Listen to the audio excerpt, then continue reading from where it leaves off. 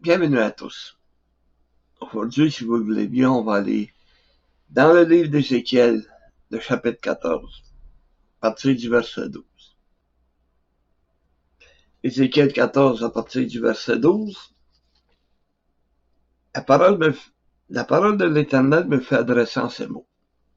Fils de l'homme, lorsqu'un pays pécherait contre moi, en se livrant à l'infidélité, et que j'étendais ma main sur lui, si je brisais pour lui le bâteau du pain, si je lui envoyais la famine, et si j'en exterminerais les hommes et les bêtes, et qu'il y eut au milieu d'eux ces trois hommes, Noé, Daniel et Job. Ils sauveraient leur âme par leur justice, dit le Seigneur l'Éternel. On parle de trois hommes qui ont vécu dans des périodes difficiles pour Israël, difficiles pour eux. Si on les prend chacun un à part, on commence par Noé. Noé a trouvé grâce aux yeux de l'Éternel. Sur toute la terre, combien qu'il y avait d'êtres humains à cette époque, on ne sait pas. Mais Dieu était tellement tanné de l'infidélité de tous les hommes qu'il y avait sur cette terre, qu'il a trouvé un homme, un seul, Noé. Dieu connaissait les cœurs de tous et chacun. Il savait que Noé obéirait à sa parole. Noé était fidèle. Et Dieu lui a dit, tu vas bâtir une arche, un bateau. Et une assez grande dimension. Et Dieu lui a donné 120 ans pour le bâtir. Tu sais, quand on parle des dimensions, là, juste la longueur, là, ça représente 3 terrains de football. Ça commence à être long. C'est pas le temps d'oublier t'assis là, quelque part là, quand t'es rendu à l'autre bout. Mais Noé a été persuasif. Il a convaincu sa femme, il a convaincu ses fils, puis il a convaincu ses brus que Dieu allait détruire la terre et qu'il fallait qu'il bâtisse ce bateau-là pour le sauver, lui et sa famille. Et imagine la situation, là. Dieu parle à Noé. Il n'y a pas de témoin, il est seul. Il s'en va chez eux, puis il dit à sa femme, ben là, il faut qu'on bâtisse une arche.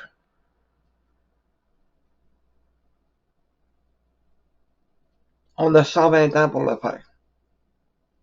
Pendant 120 ans, Noé a prêché par son exemple. Il a été ridiculisé. Tout le monde riait de lui. Et on doit bâtir un bateau qui ça de l'allure.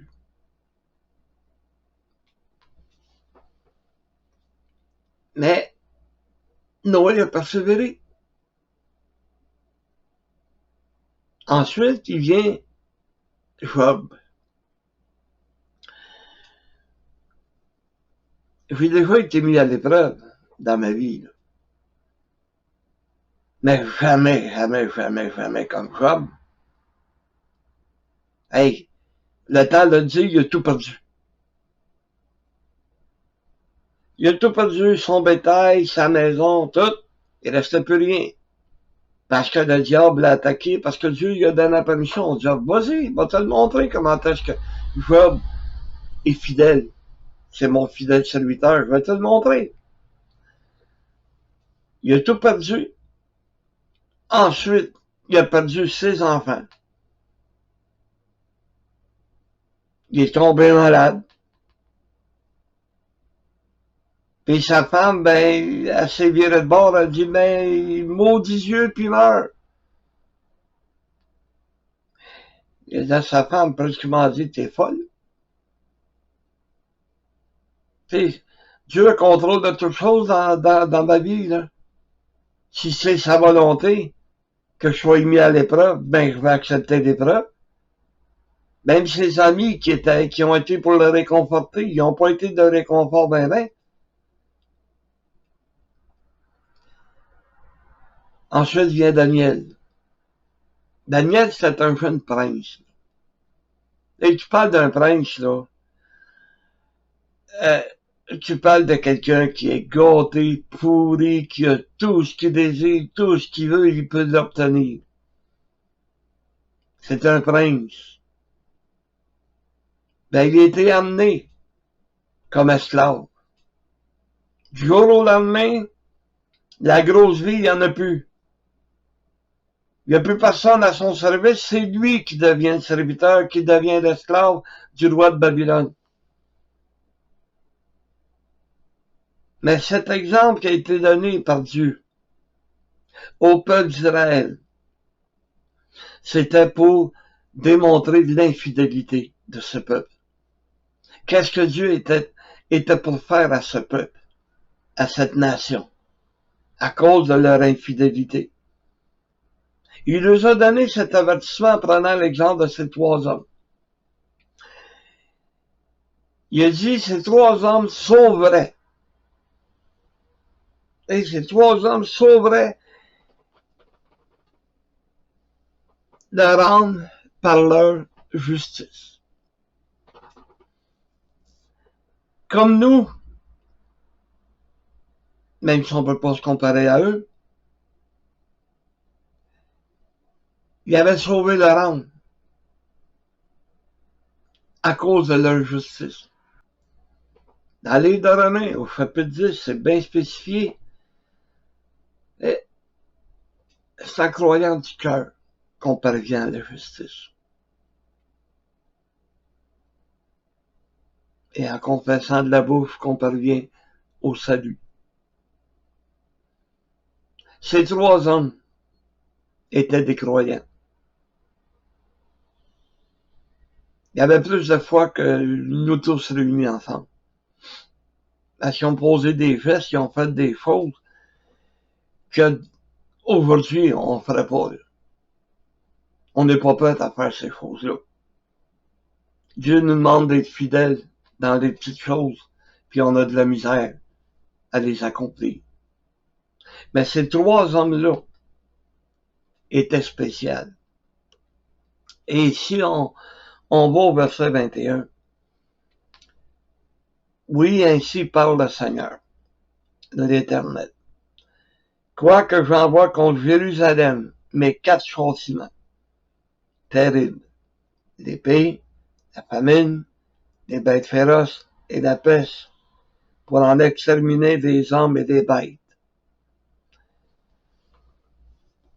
Dieu menaçait Israël d'envoyer 4 fléaux, 4 châtiments, dans le but de ramener son peuple. Et voyons ces châtiments-là un par un. Et les associer à nos trois hommes. En partant, il faut combattre contre les bêtes féroces. Mais aujourd'hui aussi, il y en a des bêtes féroces. C'est l'apôtre Pierre qui dit dans 1 Pierre 5, le verset 8, « Soyez sobres, veillez, votre adversaire, le diable, rôde comme un lion rugissant, cherchant qui il dévorera. » Ben, c'est ça, les bêtes féroces. C'est le diable qui se déguise. Il est comme un lion rugissant. Il cherche qui ce qu'il va dévorer. Est-ce que c'est toi qui vas réussir à dévorer? Parce qu'aujourd'hui, il faut savoir fermer la gueule du lion. Parce que le lion va s'en prendre à nous. Il ne l'offre pas de même. Combien de personnes ont fait partie des rumeurs dans le but de nous nuire, dans le but de nous empêcher d'être une lumière? Quand tu travailles dans une usine, j'ai travaillé dans une usine, il y avait au-dessus de 500 personnes. Si vous saviez toutes les rumeurs, le murmurage qui s'est fait,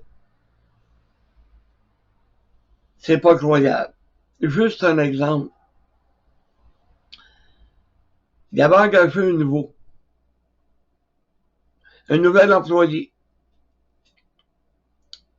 Et un de mes compagnons de travail était absent. Ils l'ont amené pour le remplacer. Et, ben, il voulait le connaître, il voulait me connaître, fait qu'on discutait, blablabla, blablabla. Puis à un moment donné, dans l'après-midi, on avait discuté toute l'avant-midi, là. Il m'a regardé, puis il dit, c'est une chose. Je dis quoi? Ben, il dit, t'es pas fou. Ben, je pense pas. Parce qu'il dit, tous ceux là, que j'ai rencontrés, ils m'ont mis en garde. Fais attention, c'est un fou. C'est un fanatique religieux. Ben, je trouve pas que t'es si fou que ça. J'étais un fanatique religieux. J'étais un fou. Ben, il dit, t'as raison, j'étais un fou. Pas fanatique, mais fou. Je suis fou du Seigneur. J'aime le Seigneur. Et j'ai commencé à parler du Seigneur avec lui. Mais avant, j'étais un fou pour lui. Pourquoi? Parce que la rumeur s'était répandue que j'étais un fou. Les gens me prenaient pour un fou parce que je parlais du Seigneur. Ben, il y en a toutes sortes de rumeurs, de rumeurs comme ça, qui ont circulé. Mais Noé, la rumeur voulait que c'était un fou. Job, donc, t'es fou, continue à croire en Dieu avec tout ce qui t'arrive. Et Daniel, c'est la même chose. Hein. Il a confronté les sages de cette période-là parce qu'ils étaient jaloux de lui. Il s'est ramassé dans la fosse au lion à cause de ses convictions parce que lui, là, il voulait pas donner personne d'autre que Dieu. Alors des fous, il y en a eu. Et nous, ben aujourd'hui, on devrait être fous. Fous du Seigneur. Dans le bon sens. Ensuite de ça, l'épée. Israël était continuellement en guerre. Il n'a jamais passé ben des années sans qu'Israël soit obligé de se défendre. Sans qu'Israël soit obligé de combattre. La même chose nous arrive. Les gens veulent nous détruire. Les gens aimeraient ça le diable, il aimerait ça nous tuer. Tuer notre témoignage. Il aimerait ça nous tuer spirituellement. Il aimerait ça que l'on s'éloigne de Dieu. Et il va tout faire pour en arriver à ses fins. C'est à nous à résister, comme Pierre nous a dit. N'aie pas peur de l'épée. N'aie pas peur N'aie pas peur que le diable réussisse à te faire tomber. Si tu es fidèle dans les moindres choses, Dieu ne t'abandonnera jamais. Jamais. Le diable réussira pas à tuer ton témoignage. Mais si tu t'éloignes le moindrement de Dieu, il va réussir à détruire ton témoignage. Il va réussir à te détruire face au monde. Fait qu'aie pas peur de l'épée. Dieu est là pour te protéger.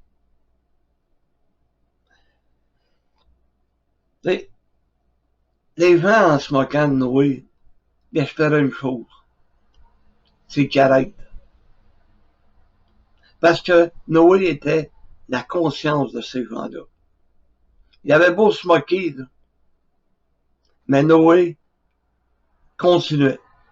Noé n'a jamais arrêté. Et si c'était pas de ça, ben, Noé et sa famille auraient péri comme le reste de la terre. Pas drôle quand tu y penses. La même chose est arrivée à Job. Et on reçoit le bien de Dieu. Pourquoi qu'on ne recevrait pas le mal, malgré que Dieu ne fait pas le mal? Dieu le met à l'épreuve. Parce que Job avait des choses à apprendre. Parce que ça prend un petit bout de temps, là, après que ses compagnons sont venus, avant que Dieu lui montre, regarde, c'est ça. Avant que Dieu l'enseigne, regarde, c'est ça. Ça prend un petit bout de temps. Et Daniel, ça a été la même chose pour Daniel. S'il avait réussi, par le décret, à faire tomber Daniel, ben son témoignage aurait été mort. Il s'est battu contre l'épée. Et Daniel a été un exemple jusqu'au bout. Il était prêt à accepter le châtiment du roi, le châtiment de la loi. Il était prêt à les affronter. Ils n'ont pas réussi.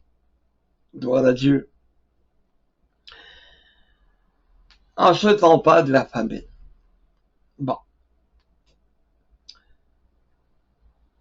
La famine, si on parle spirituel. La famine, c'est un manque de nourriture. La famine spirituelle, c'est la même chose. Dieu prépare un pain. Il a préparé un pain, c'est-à-dire le Seigneur Jésus. Mais il continue, à travers les messages, à nourrir notre âme. Qu'est-ce qu'on ferait si Dieu cessait de nous parler? Est-ce qu'on serait capable de résister au diable?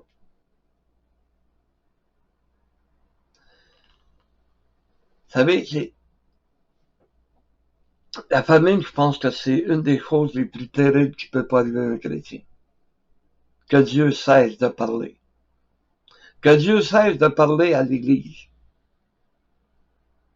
Qu'est-ce qu'on ferait? Si Dieu envoyait la famine contre nous, qu'est-ce qu'on pourrait faire? On est béni, Dieu continue de nous parler encore. Ouais. On peut nourrir notre âme en lisant la parole de Dieu.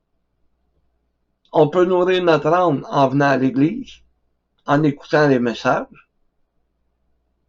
Parce que les messages sont là pour nous aider dans notre vie de chaque jour. Les messages sont là pour nous, là. Mais si on arrête de nourrir notre âme, on va faiblir. Et en faiblissant, ben, il va nous arriver le dernier des fléaux, c'est-à-dire la peste. La peste, là, j'ai pris en note.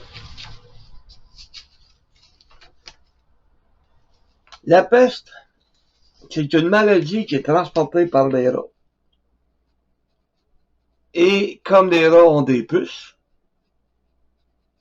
ben c'est ces puces-là qui vont venir piquer l'homme et qui va apporter la maladie à l'homme. Si l'homme est dans un état de faiblesse, la maladie va nous atteindre. Vous savez, on a un système immunitaire. C'est-à-dire que il va nous préserver de la maladie. Mais si ton système immunitaire est faible, parce que tu nourris pas ton âme, ben la maladie va t'atteindre. Tu vas vivre une famille, puis en plus, tu vas tomber malade. Tu vas avoir de la peste. Vous savez, si on prend l'exemple de nos 3 hommes, Noé. Noé n'a jamais connu de famine. Parce que Dieu lui parlait. Dieu l'encourageait. Dieu l'aidait. Comme qu'il fait pareil comme pour nous autres. Il n'a jamais été atteint de la famine. Au contraire. Il nourrissait son âme en travaillant pour Dieu. En étant fidèle envers Dieu. Il nourrissait son âme. Et au lieu de faiblir, il était fort. La peste ne pouvait pas l'atteindre parce qu'il y avait un système immunitaire, c'est-à-dire Dieu, qui le protégeait de la maladie. Job, même lui atteint dans la maladie, avec un ulcère à grandeur, il n'a pas arrêté. Son système immunitaire spirituel était à son top. Il acceptait la maladie, pas de problème. Je reçois de Dieu. C'est la volonté de Dieu que je sois malade, bon ben que je sois malade. Mais Dieu l'a béni par la suite. Quand l'épreuve était terminée, quand il a montré à Dieu qu'il avait de la patience, qu'il était capable d'accepter ce qui arrivait dans sa vie. Pourquoi? Parce qu'il y avait un système immunitaire intérieur. Son âme, le diable ne pouvait pas la toucher. Il s'en livrait à son corps. Mais ça n'a pas atteint Job. Il a gardé sa croyance. Il a gardé sa foi. Il a passé à travers toutes les épreuves auxquelles le diable l'avait exposé. Il a passé à travers. Daniel, même dans la fosse au lion, il a fait confiance à Dieu. Il avait un système immunitaire intérieur. Son âme, là, il était même pas inquiet. Et pourtant, il y avait des menaces sur lui. Toutes sortes de menaces, des gens qui ont essayé de s'en prendre à lui. Non. Il gardait sa foi. Il faisait confiance à Dieu. Comme nous, on devrait faire confiance à Dieu. De ne pas avoir peur. Peu importe de qu'est-ce qui va arriver dans notre vie, il faut comprendre que Dieu est au contrôle de toutes choses. Dieu est au contrôle de ma vie. Peu importe de qu'est-ce qui va m'arriver, peu importe la maladie, peu importe les problèmes auxquels j'ai pu être exposé, Dieu m'a toujours béni. Il a fait que mon système immunitaire, il était à son top. Vous savez, ma femme est atteinte du cancer. Bon. Son système immunitaire est faible. Et dès qu'il arrive la moindre chose, il faut qu'elle fasse attention à elle.